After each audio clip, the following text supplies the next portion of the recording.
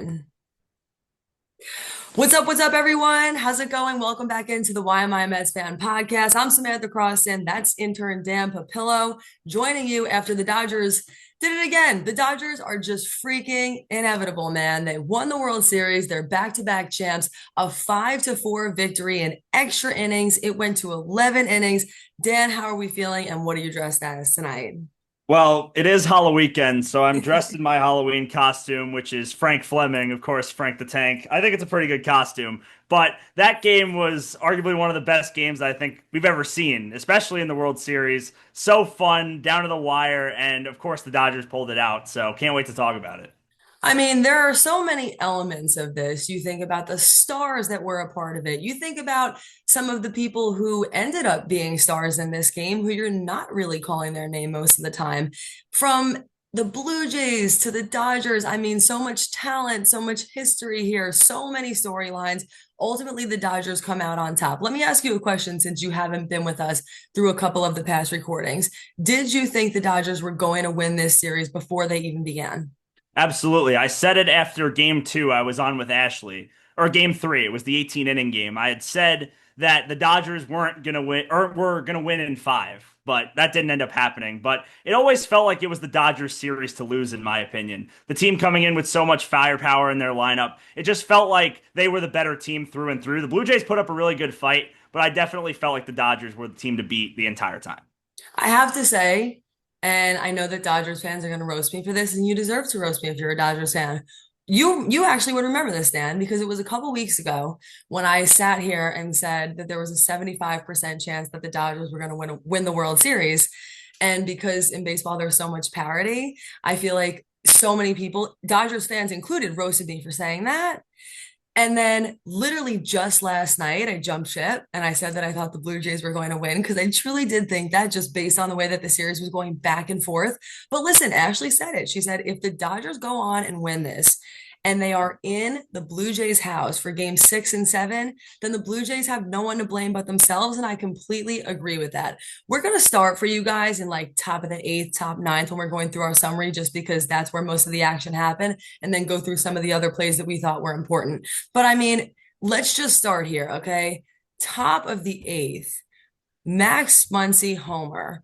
I mean, to me, this is where, at least if you were a Blue Jays fan, you started to feel nervous. In my head, still, I felt like, hey, Toronto could have this in the bag, but that Muncy homer ended up being a really big deal.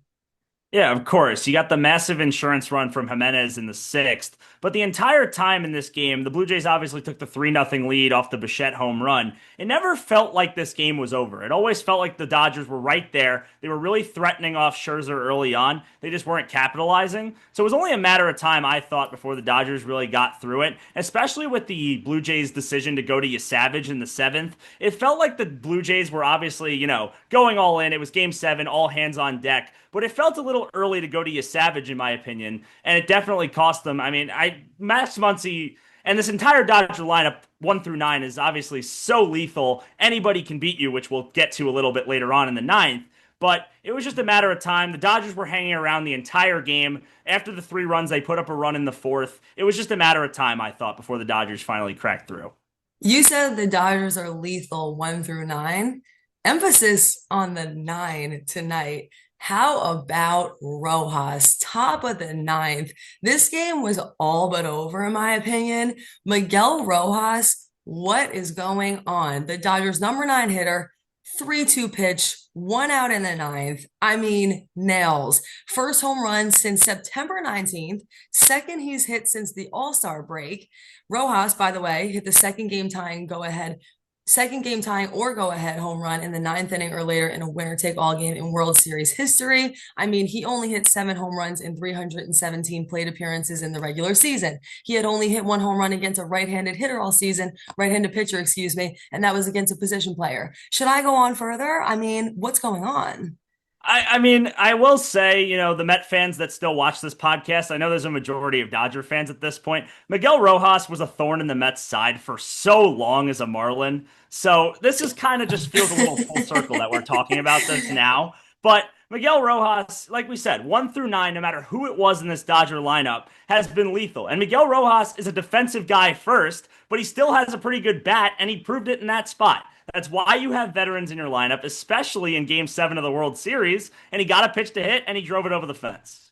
I mean, as far as I'm concerned, that is what dreams are made of, man. That is a moment he is going to remember for the rest of his life. And quite frankly, I felt like this was the sort of series where you almost should have expected that game seven was going to go into extras, right?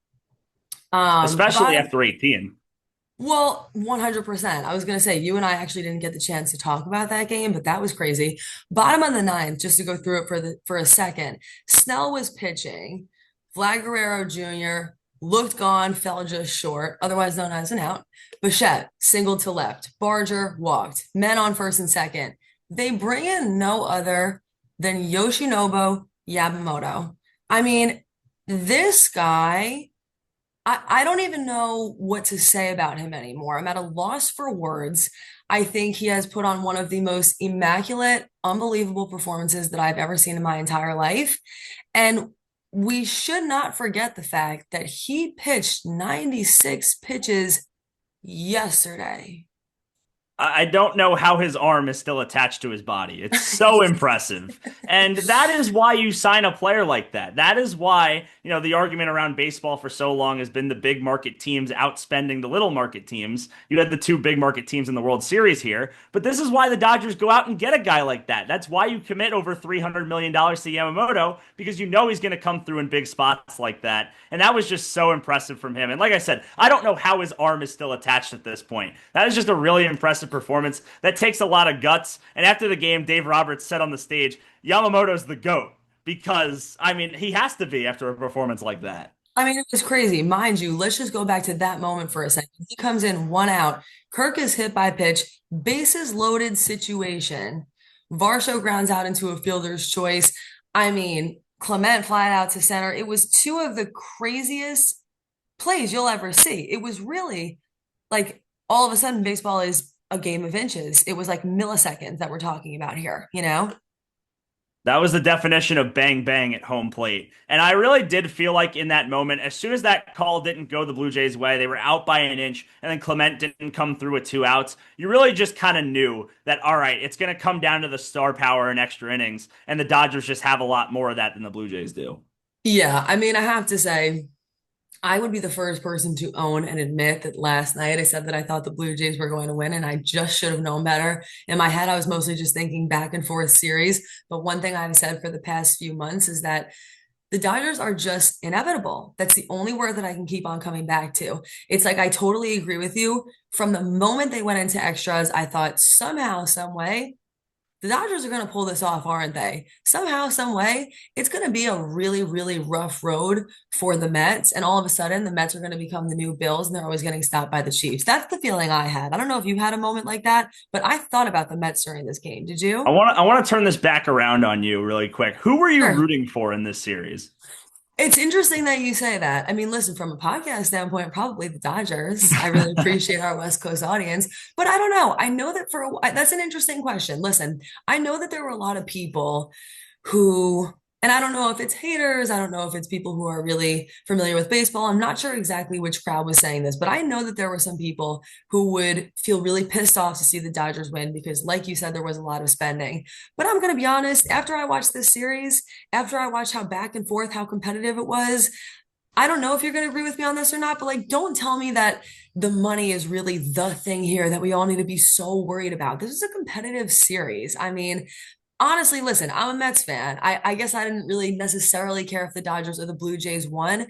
But I kind of have a special place in my heart for the Dodgers now, outside of the fact that I feel like they're going to stomp the Mets every year. Like, I really felt like they had the most talented roster, and never once did I ever feel like they were out of it, even though I didn't necessarily feel like they had as consistent of a season this year as they did last season. There were certainly ups and downs. How about you?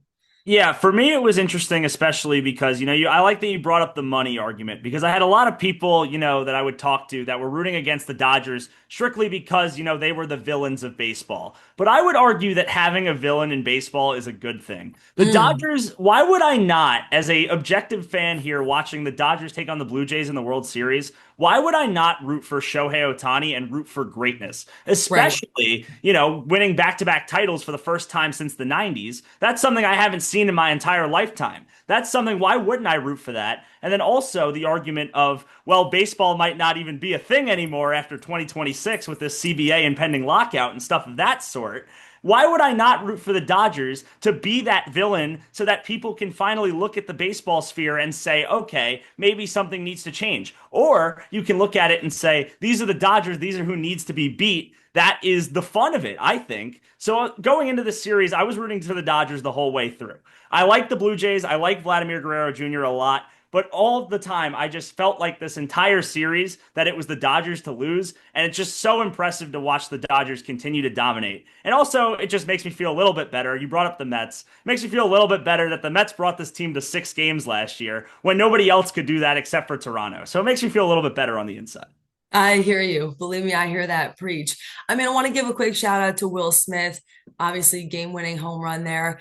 I will say it's sort of interesting not to say I understand that like Will Smith is a key player here, but what an interesting game in the fact that it wasn't necessarily the stars who you're talking about, meaning, a Shohei or a Vladimir Guerrero. Like there were like this to me was the kind of game where you think, well, this is what baseball is all about. And this is why game 7 in baseball, to Jeff Passan's point, the greatest writer of all time. This is why a game 7 in baseball is different than a game 7 in any other sport, because it truly at any time feels like anything can happen. And if you're a manager, damn, I don't envy that position because I feel like it's a chess game the entire time. And one wrong move, the whole fan base is going to be clawing at you, you know? Game 7 in baseball is especially unique compared to other sports too, because all hands are on deck. Usually in other sports, no matter what, you're still going to try out the same lineups. But in baseball, it's different because, especially with pitchers and making decisions, it matters a lot because anybody could be used at any time. And I can look at this really early on and make an example of it. In the third inning, not Yoshinobu Yamamoto, Shohei Ohtani pitched the first 2 innings, and he was struggling. You could tell that he was on Yep. short rest. His fastball wasn't there. He was struggling to find the zone. Dave Roberts decides to keep him in for the third, which I thought was a mistake. I said it to everybody I was watching the game with. And then all of a sudden it's 3-0 Blue Jays because you left Ohtani in. So every little decision matters so much in a game 7. And aside from that, I thought Dave Roberts managed a flawless game in this one. I mean, he really, really did a great job. Congratulations to the Dodgers. Congratulations to the Toronto Blue Jays. I know they probably don't want to hear that right now, but listen, making it that far is an accomplishment. I am sure that this is going to be the kind of thing that Blue Jays fans look back on for quite some time and feel pretty negatively about. What would be your final thoughts on the Blue Jays and what they could take away from this game moving forward? Because you got to admit, it certainly was a winnable game. You got to hold your head up high if you're the Blue Jays. You took the Dodgers, who, like we keep talking about, one of the greatest lineups, greatest rosters ever constructed, to 7 games. You took them to the brink. It went all the way to extra innings. This was a magical season for sure for the Blue Jays. And I think the biggest thing you can take away from this is that maybe you need a little bit more star power in your lineup. Yes, Springer's really good. Yes, Vladimir Guerrero's really good as well. Had one of the best postseasons we've ever seen. I think the biggest thing that you can look at is that from 1 to 9, the Blue Jays lineup was a lot of ragtag guys that really came to life this year. Guys like Nathan Lucas, Addison Barger, Dalton Varsho, Ernie Clement, guys like that. Like, you hear those names, they don't compare to what you have in the Dodgers lineup. Those guys are good pieces for the future, but you got to build around that. And maybe now is your kind of argument to go spend a little bit more, bring in some real star power to solidify the rest of the group. But you cannot be upset if you're a Blue Jay fan. Obviously, this stings. It's going to sting for a really long time, losing game 7 of the World Series like that. But the future is definitely bright in Canada for sure. Hey, one other thing I meant to ask you about this. What did you think about the bottom of the 11th idea to bunt out of curiosity? That's the right decision. I think it definitely is because you got to play the small ball in that spot because you're only playing for 1 run. You're not really playing. It's kind of the same argument of when one team scores 1 run in extra innings in the regular season. You have that runner on second, no out. In that spot, you're just playing to survive, I think. You're playing to get that one run across and tie the game back up and continue the game on. So I thought it was a good spot to bunt. It's just unfortunate you couldn't come through and get the sac fly. Yeah, totally. How about the Dodgers? Any takeaways here? I mean, like you said, this is a big deal, especially in the sport of baseball, to be able to do something like this twice. I mean, back-to-back champions. Wow, they have a lot to be proud of.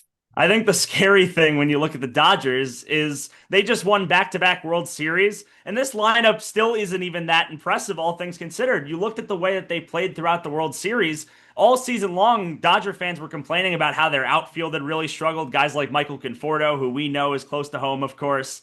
And then even their bullpen was brutal all throughout September. And even a little bit, it was a little shaky in the postseason. The Dodgers are going to keep spending. They're going to get even better. So if you're a Dodger fan, you just got to, smile and keep moving on because you know things are going to get better. Especially the Dodgers are favorites to land Kyle Tucker this offseason from the Cubs. If we're really headed towards a baseball lockout, like we keep hearing because the Dodgers keep spending, they're going to go all in. So if you're a Dodger fan, you're very happy. Obviously, you win the World Series, but you know that there's more to come, and that's a scary thought for the rest of Major League Baseball. Totally, no doubt about it. Final thought, I just want to shout out this jacket. My mom, Alyssa, got this jacket.